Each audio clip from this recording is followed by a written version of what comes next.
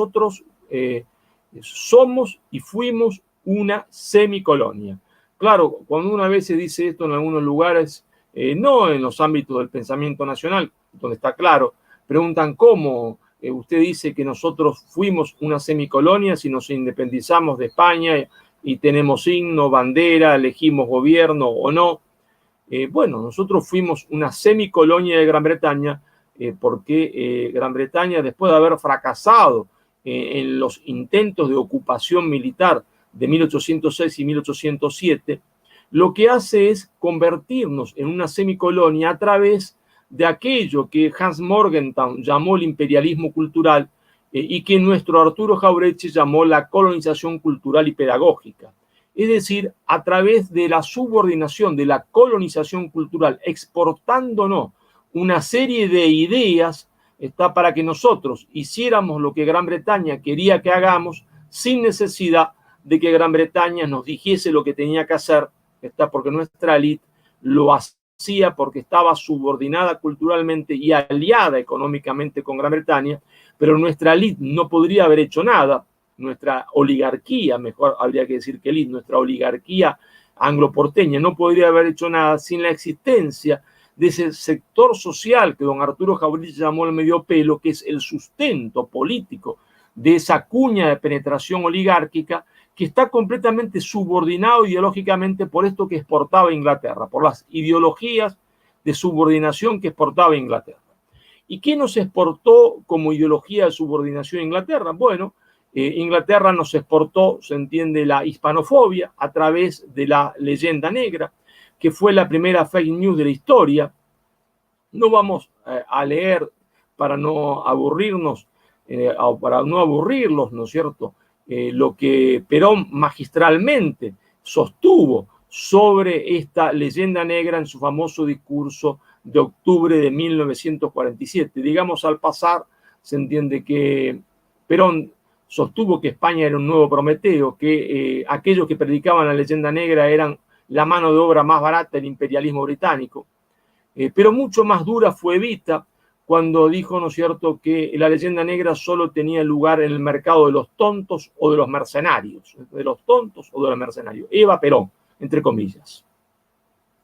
De la misma forma se va a referir Manuel Ugarte, de la misma forma se va a referir Hernández Arregui, todos los grandes hombres del pensamiento nacional. Entonces Inglaterra nos exportó hispanofobia a través de la leyenda negra, y esto tenía como última instancia, como último objetivo, ¿se entiende? Como último objetivo repudiar, ¿se entiende? Repudiar aquello que nos había dado nuestra propia identidad. Nuestra propia identidad estaba caracterizada por el mestizaje que había hecho que el que estaba no era como tal cual se encontró con el que llegó, y el que llegó había dejado de ser como llegó, es decir, había nacido un pueblo nuevo mestizo, desde lo que hoy es California, Texas, a la Tierra del Fuego, un pueblo continente, unido en valores y en lengua. Y entonces la leyenda negra, Perón advirtió, se entiende, el objetivo de repudiar, se entiende, la herencia española, porque repudiando la herencia española repudiamos, se entiende, aquello que nos une, que son la lengua y los valores. Y entonces, si de acá a México, en vez de haber una sola lengua, existiesen 30 y pico de lenguas distintas o 300 lenguas distintas, sería una torre de Babel imposible de unificar. Y justamente porque sería imposible de unificar es que ellos quieren que se repudie la lengua común, que se repudien los valores comunes, para volver, se entiende, a fragmentarnos más allá, se entiende, de lo que ya fuimos fragmentados por la misma Gran Bretaña después de la Guerra de Independencia. Entonces Inglaterra fomenta, se entiende, hispanofobia a través de la leyenda negra, fomenta el nacionalismo de campanario, hacerle creer que a cada una de estas repúblicas, ¿no es cierto?, existieron desde siempre, que siempre existió la Argentina, que siempre existió, se entiende, Chile, que siempre existió Perú. Claro, esto no tiene ninguna razón histórica, ningún sustento histórico, porque el primer hombre que dirige los destinos del Río de la Plata, juntamente don Cornelio Saavedra, nacido en el Alto Perú, la actual Bolivia, en Potosí, y porque uno de los hombres que dirige las Provincias Unidas del Río de la Plata fue Álvarez Thomas, nacido en la ciudad de Arequipa, y a nadie le llamaba la atención, porque nacer en Arequipa o nacer en el Alto Perú y dirigir los destinos de las Provincias Unidas del Río de la Plata era como nacer en Santa Cruz o La Rioja, da lo mismo. Daba lo mismo porque todos se consideraban hispanoamericanos.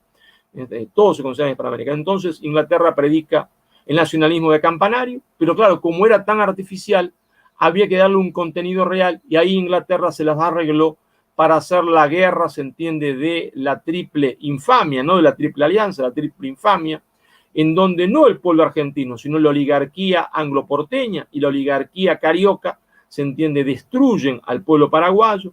La guerra del Pacífico, donde la oligarquía anglo-chilena va a destruir, se entiende, al Perú. ¿Para qué? Para que creara, para que hubiese sangre, la sangre trae odio, y para construir ese nacionalismo de campanario, si el nacionalismo chileno, el nacionalismo argentino, el nacionalismo brasileño, que eran artificiales, para darle un contenido real, para que nunca más el todo pudiese de nuevo reconstruirse, para que Inglaterra no tuviese enfrente un gigante, sino a un conjunto de pigmeos, de enanos.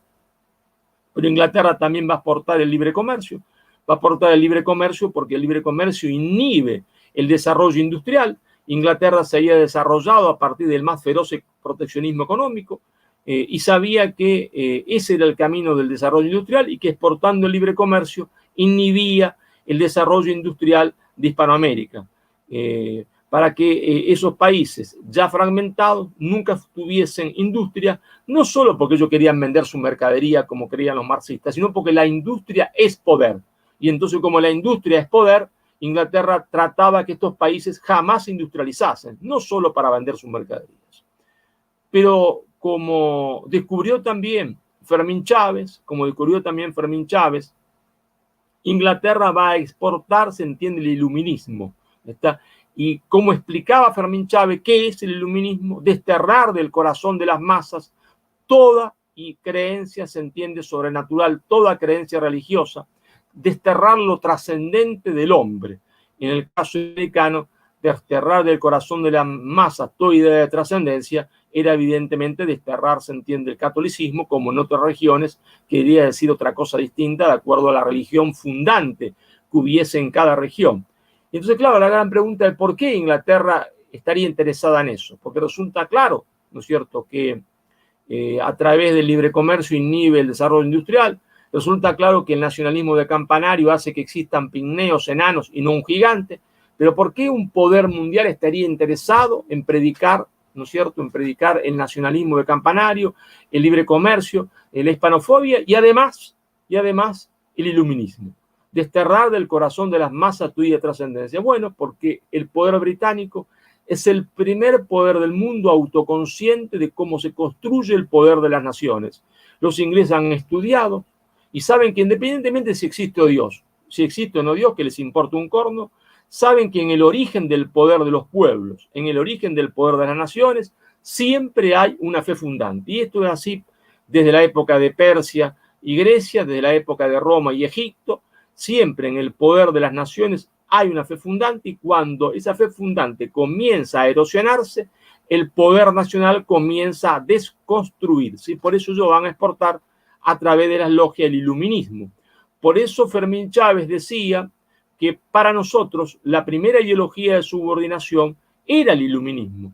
Y no solo lo decía por ser una cuestión cronológica, porque en realidad Inglaterra antes de la independencia con sus logias ya comenzó en Hispanoamérica a predicar el iluminismo, no porque la prédica del iluminismo antecedió a la prédica del libre comercio y a la prédica del nacionalismo de campanario. Es la primera porque es la primera fundamental para el imperialismo, porque destruida la fe fundante se deconstruye el poder de las naciones. Y esto no tiene nada que ver si uno es creyente o no creyente, si existe Dios o si no existe Dios. ¿Está? A tal punto, todos los poderes se basaron en una fe fundante, que el poder de la Unión Soviética se basó en que los marxistas, en que los comunistas vivían el comunismo como una fe, no como una doctrina, una ideología, lo vivían como una fe. Y cuando dejaron de vivirlo como una fe, y se convirtieron de una liga revolucionaria en una, se entiende, burocracia. Y entonces el poder de la Unión Soviética comenzó a desmoronarse y finalmente se desmoronó se cayó como un castillo de naipes, se derritió como un terrón de azúcar, se entiende, en el año 1989. Es decir, en el origen del poder de las naciones siempre hay una fe fundante, exista Dios o no exista, que es otra discusión. Ahora, claro, dicho esto, ¿no es cierto?, la gran pregunta para el pensamiento nacional, ¿no es cierto?, es, si nos preguntamos cuáles son los desafíos, ¿no es cierto?, cuáles son los desafíos que tenemos que afrontar, la gran pregunta es cuáles son o cuál es la nueva potencia hegemónica del mundo, la nueva metrópoli del mundo que intenta convertirnos a nosotros en colonia. ¿Está? Esa es la gran pregunta a la cual le sigue, ¿no es cierto?, porque esa metrópoli no nos va a invadir o no nos ha invadido, ¿está? A la cual le sigue la pregunta lógica, es que si Inglaterra nos subordinó y nos hizo su semicolonia a través de la subordinación ideológica, la gran pregunta es, ¿no es cierto?, ¿cuáles son las nuevas ideologías de subordinación? Esa es la gran pregunta, ¿cuáles son las nuevas ideologías de subordinación sumado a cuáles son, se entiende, estas nuevas metrópolis o esta nueva metrópoli? Y es acá cuando se complica el panorama para el análisis, ¿no es cierto? Porque está claro que nosotros pasamos del collar visible Borbón al collar invisible británico. Es claro que después nos fuimos convirtiendo en una semicolonia, se entiende, de los Estados Unidos, pero lo novedoso del escenario internacional es que aparece un actor que, si bien existió siempre, ahora adquiere una autonomía gigantesca que le permite independizarse del poder de los estados, que es la oligarquía financiera internacional. La oligarquía financiera internacional, por supuesto que existió siempre. Siempre existió y estuvo aliada de Inglaterra a partir de la caída de Napoleón, formó una especie de ósmosis con el poder británico, casi imposible de distinguir dónde es oligarquía financiera internacional y dónde poder nacional británico. Pero cuando observó que el poder nacional británico comenzaba su periodo de descenso, comenzaba a descender, se alió con los Estados Unidos. Esa fecha podemos encontrarla en 1911, en el gobierno de Wilson, antes de la Primera Guerra Mundial de 1914. Pero claro, necesitaba siempre de un Estado con el cual aliarse. ¿Para qué? Bueno, porque si esa oligarquía financiera internacional quería imponer un orden económico del mundo de acuerdo a sus intereses, necesitaba un Estado que le pegara el garrote a otros estados, que fuesen díscolos, que no aceptasen ese orden económico internacional propuesto por la oligarquía financiera internacional. Por eso la alianza con Inglaterra y el garrote británico. Por eso la alianza con los Estados Unidos y el garrote norteamericano. Pero, claro, hay una revolución tecnológica gigantesca a partir de 1980. Esa revolución tecnológica gigantesca va haciendo que esta oligarquía financiera internacional cada vez adquiera mayor autonomía en el escenario internacional, porque sea capaz de dar golpes de mercado, lo que eufemísticamente llamamos golpes de mercado. No son golpes de mercado, son golpes de la oligarquía financiera internacional, sí, son golpes de los buitres del mundo, porque esta oligarquía financiera internacional es la que tiene en sus manos la deuda, se entiende, de los países periféricos, de los países del tercer mundo. Sí, son golpes de los buitres del mundo. Entonces, a partir de que la tecnología le permite casi instantáneamente, cuando quisiesen hacer un golpe de mercado, empiezan a adquirir una autonomía que antes no tenía, ya no necesitan tanto de aliarse con un Estado, porque ellos pueden poner de rodillas no solo un Estado pequeño como la Argentina, no solo un Estado mediano como España o Italia, sino que pueden poner de rodillas a través de un golpe de mercado incluso un país importantísimo como los Estados Unidos de Norteamérica. Pero ¿por qué también adquiere autonomía? Adquiere autonomía porque no solo hay un factor tecnológico que se lo permite, sino porque hay un poder político que se lo permitió.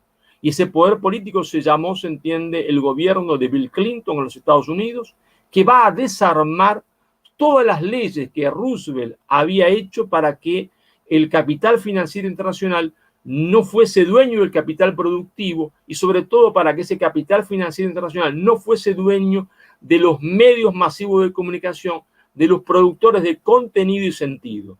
Bill Clinton desarma todo esto, se produce una gigantesca concentración del capital, a punto tal que, según los estudios de la Universidad de Zurich, podemos decir, antes de la pandemia, ahora será peor, que 600 multinacionales controlan el 60% de lo que se produce en el mundo, tanto material como virtual, es decir, tanto producción de contenido audiovisual como minería, como petróleo, como agricultura, como control de puertos.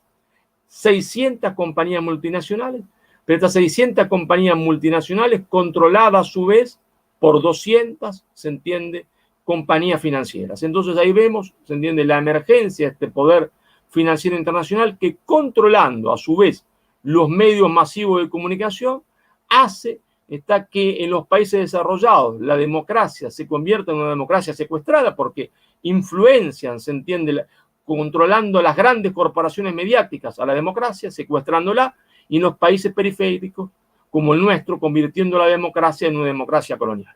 Entonces, primer gran, se entiende, problema para analizar para el pensamiento nacional es la existencia de un nuevo actor que ahora, ¿no es cierto?, nos hace semicolonia, no solo como era antes, que éramos una semicolonia de un Estado, sino una semicolonia de un poder no estatal, con el consiguiente problema que podemos ser doblemente subordinados a un poder estatal y subordinados a un poder no estatal, a este poder de la oligarquía financiera internacional.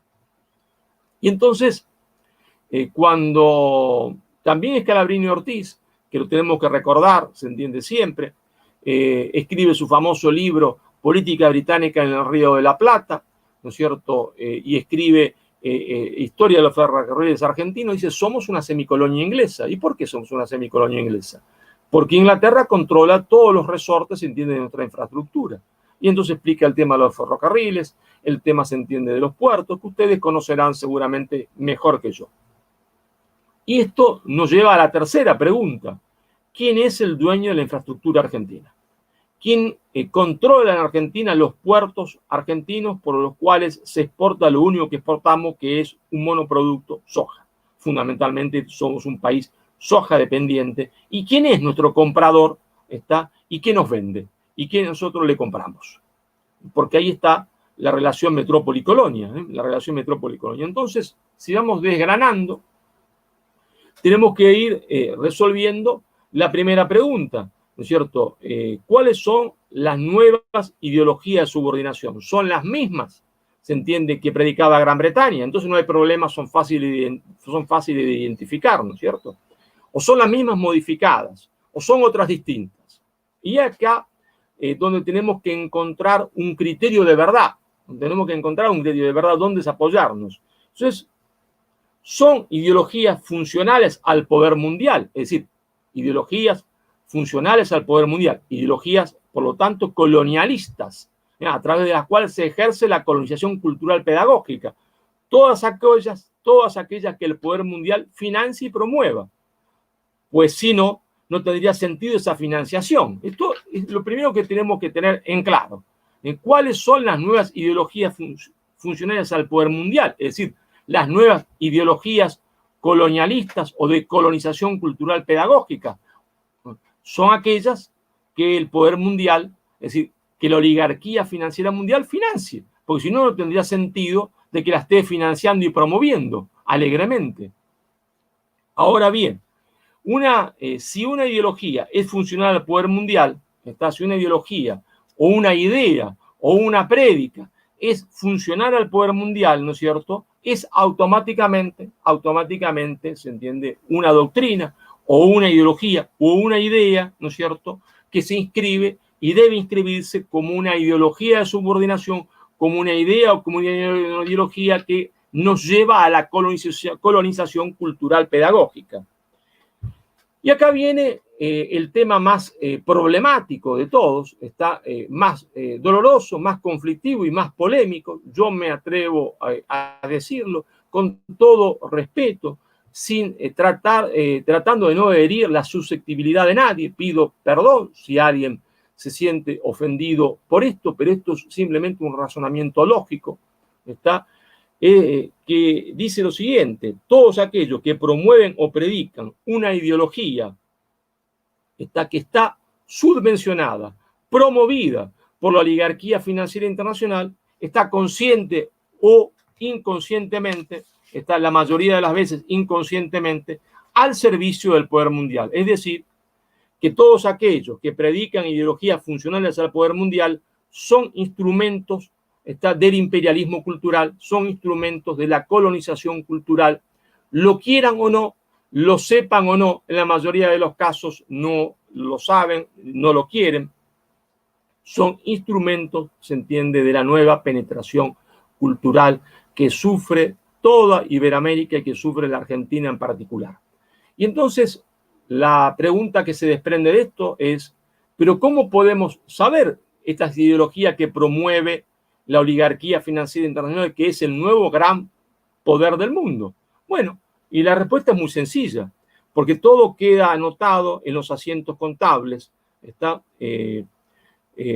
Son esos asientos contables los que nos hacen ver dónde pone el dinero la oligarquía financiera internacional, a qué fundaciones le da el dinero, a qué fundaciones o universidades o profesores o políticos le da su dinero. Está para subvencionar esas universidades, para subvencionar esas fundaciones, para subvencionar a esos políticos. Y acá tenemos que decir, como nos enseñó Jauretche, hablar se entiende sin medias tintas, que esta oligarquía financiera internacional, a partir de que adquiere autonomía y que empieza a subordinar ideológicamente a los pueblos del mundo, con la caída del muro de Berlín, tuvo una primera etapa donde subvencionó, promovió a todas las ONG del mundo, a las universidades del mundo, a los profesores del mundo, a los políticos del mundo, que aceptaban, predicaban, pregonaban, se entiende, el neoliberalismo, en cuyo centro estaba el libre comercio y la desregulación del mercado de trabajo, que es un eufemismo para decir desarmar los derechos de los trabajadores. Y hay que decirlo sin eufemismo. Esto es así. Y en Argentina ese papel lo cumplió el menemismo con la desregulación del mercado de trabajo, se entiende, la apertura indiscriminada de la economía, que arruinó nuestras industrias. Ahora, claro, la desregulación del mercado de trabajo, el desarmar, se entiende, la protección de los trabajadores, el desarmar las barreras arancelarias, tenían como objetivo que el zorro libre esté libre, en el gallinero libre, para que se coma todas las ovejas posibles. Pero claro, notamos que a partir del gobierno de Obama, por poner una fecha, ustedes saben que en la historia las fechas son siempre muy relativas, hubo un giro. Estas ONG, estos famosos filántropos, comenzaron a dar su dinero, a depositar su dinero en otro tipo de ONG, en otro tipo, se entiende, de políticos, en otro tipo de profesores y universidades. No dejaron de poner algo de dinero para los neoliberales, pero comenzaron a poner su dinero fundamentalmente en lo que podemos llamar genéricamente las universidades, las ONG y los políticos progresistas, en aquellos que sostienen y predican el llamado progresismo. Para mí, el neoliberalismo es un liberalismo de derecha y el progresismo en realidad es un liberalismo de izquierda, pero llamémosle neoliberales y progresistas. Comenzaron a predicar el progresismo, en cuyo nudo estaba la ideología de género, en cuyo nudo estaba la prédica del aborto serial indiscriminado, y en el caso específico de Iberoamérica, la prédica del indigenismo fundamentalista, fragmentador, o de lo que yo también denomino el supremacismo indigenista, balcanizador.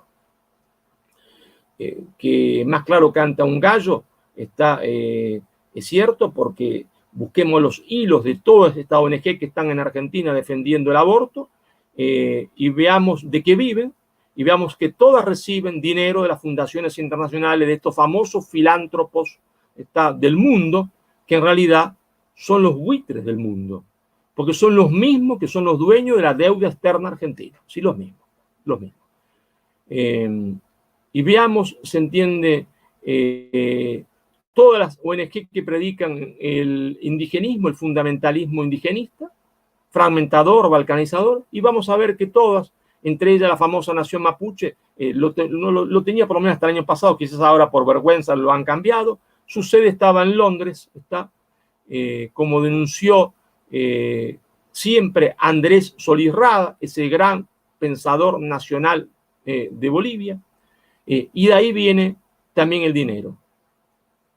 Entonces, hay una ofensiva gigantesca sobre Hispanoamérica, sobre Latinoamérica, sobre Iberoamérica, como ustedes quieran llamarlo. Lo importante es que el gato case ratones. No importa el color del gato, lo importante es que un día volvamos a ser una patria única, una patria única, independientemente del nombre. Y esta ofensiva, ¿no es cierto?, esta ofensiva imperialista, de este imperialismo cultural, tiene hoy en Argentina, hoy se está discutiendo, se entiende, en la Cámara de Diputados de la Nación, el vector del aborto, y va a tener después el vector, se entiende, del fundamentalismo indigenista. Y claro, hay un criterio de verdad, para mí, se entiende, absoluto, para mí absoluto, lo que prediquen los buitres del mundo, aquello que financien los buitres del mundo, los buitres del mundo, los dueños de la deuda externa que pasan después por filántropos del mundo. Evidentemente, aquello que los buitres del mundo financien no puede ser bueno para los pueblos del mundo. Puedo yo no saber por qué, y en realidad no haría ni falta saber por qué. Si los buitres del mundo están a favor del aborto, quiere decir que el aborto no es bueno para los pueblos del mundo. Quizás no sepamos por qué, no. Quizás no entendamos por qué, pero bueno para los pueblos del mundo no puede ser. Si los buitres del mundo financian el fundamentalismo indigenista, quiere decir que bueno para los pueblos de Latinoamérica eso no puede ser. Si Drácula nos dice que hay que dejar la ventana abierta, yo puedo tener mucho calor, puedo decir yo prefiero dormir con las ventanas abiertas. Me gusta dormir con las ventanas abiertas y tengo todo el derecho del mundo a decir que me gusta dormir con las ventanas abiertas, que tengo calor, pero por precaución, si quiero seguir vivo. Si Drácula dice que hay que dejar las ventanas abiertas, es mejor cerrarlas, aunque me muera de calor y aunque no sepa cómo resolver el problema del calor. Ya algún día resolveré el problema del calor. Pero lo importante es no dejar la ventana abierta, porque si Drácula quiere que la ventana esté abierta, no es para beneficio mío, no es para beneficio del mundo, sino para beneficio de Drácula, es decir, para beneficio de los grandes vampiros del mundo y los grandes buitres del mundo. Entonces, el gran desafío, ¿se entiende? El gran desafío del pensamiento nacional consiste en identificar las nuevas ideologías de subordinación.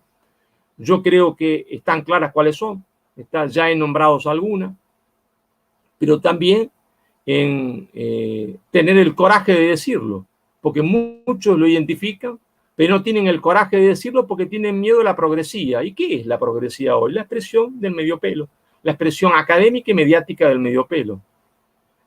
Pero claro, dijimos también que hay que resolver las otras preguntas. Fuimos una semicolonia de Gran Bretaña. Y fuimos semicolonia porque le exportábamos a Gran Bretaña materias primas e importábamos productos industriales y porque Gran Bretaña era el dueño de nuestra infraestructura. Y entonces acá acaba una pregunta. ¿Qué pasó después, se entiende, de la recomposición de las relaciones diplomáticas entre Argentina y Gran Bretaña durante el gobierno de Carlos Saúl Menem? En lo que se llamó el Tratado de Madrid. Y acá lo que muchos argentinos venimos sosteniendo durante mucho tiempo es que las compañías que están operando, las compañías mineras que están operando en los Andes, que están saqueando la Argentina, en realidad no son compañías británicas, no son compañías ni canadienses ni australianas, sino que son compañías británicas disfrazadas de canadienses, disfrazadas, se entiende, de sudafricanas o de lo que Corno fuese. ¿Y por qué decimos que están expoliando la Argentina? ¿Y por qué decimos que ahí estaría el capital originario para reconstruir industrialmente la Argentina, para volver a tener trabajo y teniendo trabajo tener de vuelta justicia social? Porque sin trabajo no hay justicia social. No hay que confundir la inclusión con la justicia social. Nosotros los peronistas siempre hemos predicado, se entiende, el trabajo. Perón decía, cada uno debe producir por lo menos lo que consume. El subsidio es simplemente un hecho ocasional en un momento determinado de la historia cuando no hay otra alternativa, pero que debe ser reemplazado lo antes posible por la creación de trabajo genuino. Pero para crear trabajo genuino hay que tener capital. Capital para tener industria, porque sin industria no hay trabajo y sin trabajo no hay dignidad del ser humano y no hay familia. ¿Y qué pasa en la cordillera de los Andes? Pasa que estas compañías multinacionales, que yo sostengo como muchos otros argentinos sostienen, que son británicas, disfrazadas de canadienses, australianas o de lo que fuese, se comen la montaña, es lo que permitió, se entiende, Menem, se comen la montaña, se llevan el material en bruto y con una simple declaración jurada se nos mueren de risa, porque en Vancouver nos dicen, el zorro nos dice cuántas ovejas se comió, el zorro nos dice cuánto de oro había por tonelada de barro, no nos dice si había manganeso, magnesio, metales raros, tierra rara, nada, y de eso no cobramos nada, prácticamente nada. Ghana le cobra a las compañías multinacionales como la Barrick Gold el 20% de retención y nosotros en nuestro periodo más revolucionario, entre comillas, nos atrevimos a cobrarle el 2%. Con todo respeto que merece Ghana y sin ofender a Ghana, es que Ghana tiene más poder que la Argentina para cobrar el 20% de retención y nosotros el 2%. Es que tanto trabajo crean las mineras en San Juan, por ejemplo, nada, prácticamente nada. Crea más trabajo, se entiende, un gran restaurante en Buenos Aires, y lo he comprobado numéricamente, que las grandes mineras, se entiende, en San Juan, después del periodo en que se instalan, porque crean trabajo en el periodo que se instalan, y después no, pues son máquinas que se comen la montaña, no es más como antes, miles de hombres yendo a trabajar. Pero acontece también que tenemos que ver con Scalabrini el tema de la infraestructura, y tenemos que preguntarnos el tema de los puertos. ¿Y los puertos no serán también compañías británicas? Y se nos complica el análisis, porque muchas de estas compañías británicas en la cordillera de los Andes y muchos de estos puertos están siendo comprados por el Estado chino. Son compañías que tienen sociedades anónimas, pero cuyo accionista es el Estado chino.